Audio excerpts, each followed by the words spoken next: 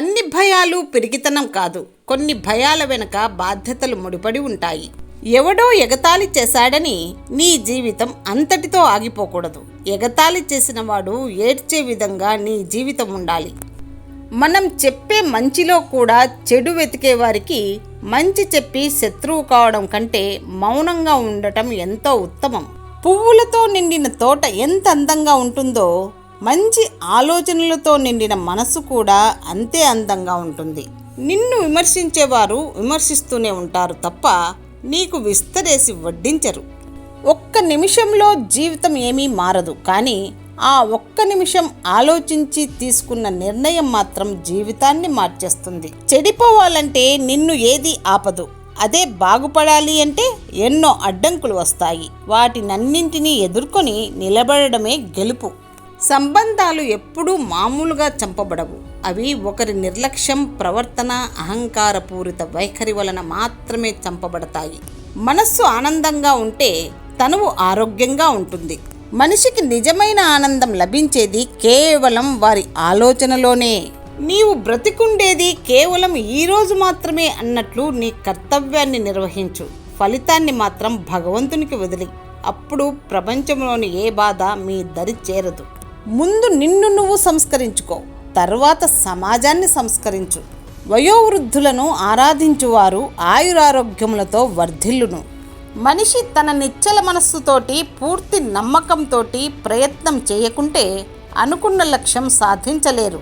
నీ గమ్యం చేరే దారిలో ఈర్ష్యపడే కళ్ళుంటాయి, ఎత్తి చూపే వేళ్ళుంటాయి, వ్యంగ్యంగా మాట్లాడే నోర్లుంటాయి. బెదిరావో నీ గమ్యం చేరలేవు. సాగిపో నిరంతరంగా. పరిస్థితులు ఎప్పుడూ స్థిరం కాదు. కష్టం ఎప్పుడూ వృధా పోదు. మాట ఇవ్వడానికి తొందరపడకు. ఇచ్చిన మాట నెరవేర్చడానికి వెనకాడకు. నిన్ను చూసి చప్పట్లు కొట్టే 10 వేళ్ల కన్నా కన్నీరు తుడిచే 1 వేలు మిన్న. అందరిలోనూ మంచిని చూడడం నేర్చుకుంటే మనలోనూ మంచి పెరుగుతుంది. ఉన్నతంగా ఆలోచించడం అలవాటు చేసుకున్నప్పుడు మనకు మనమే మార్గదర్శకులుగా మారతాం. అందం కంటిని మాత్రమే ఆకట్టుకుంటుంది, కానీ మంచితనం హృదయాన్నే దోచుకుంటుంది. పదునైన ఆయుధం కంటే క్షణకాలంలో వచ్చే కోపమే అత్యంత ప్రమాదకరం. తప్పును ఈరోజు కప్పిపుచ్చుకున్నంత మాత్రాన రేపటి పర్యవసానాన్ని తప్పించుకోలేరు. ఇతరులతో పోల్చుకోవడం, ఇతరుల నుంచి ఆశించడం మానేస్తే సగం సమస్యలు తొలగిపోతాయి. మనం ఇష్టపడింది దొరకనప్పుడు మనకు దొరికిన దాన్నే ఇష్టపడాలి. స్వర్గం అంటే మరింకేం కాదు, ఎప్పుడూ సంతోషంగా ఉండేవాళ్ళ మనసు. తొందరపాటులో ఉన్నప్పుడు మాట్లాడకపోవడమే ఉత్తమం. స్వీకరించిన ఆదర్శాన్ని ఆచరించే ప్రయత్నంలో 1000 సార్లు విఫలమైన మరొకసారి ప్రయత్నించండి.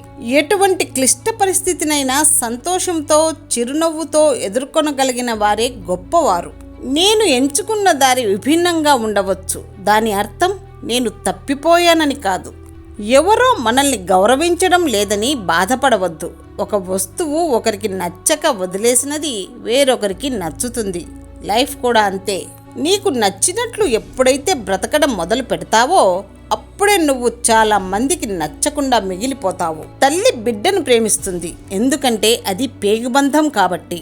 భార్య భర్తను ప్రేమిస్తుంది, ఎందుకంటే అది తాడుబంధం కాబట్టి. కానీ ఏ బంధము లేకుండా ఎల్లకాలం నిలిచేది స్నేహబంధం ఒక్కటే. జరిగింది, జరుగుతున్నది, జరగబోయేది అంతా మన మంచికే అనుకో. అంతకు మించి మనశ్శాంతి ఈ భూప్రపంచంలో ఎక్కడా దొరకదు. భర్త వదిలేసిన భార్యను చుట్టూ ఉన్న బంధువులు, మనుషులు చాలా చులకనగా చూస్తారు. అలాగే ఆ ఆడదాన్ని హేళనగా చూస్తారు. తనని బాధపెట్టే విధంగా మాట్లాడతారు.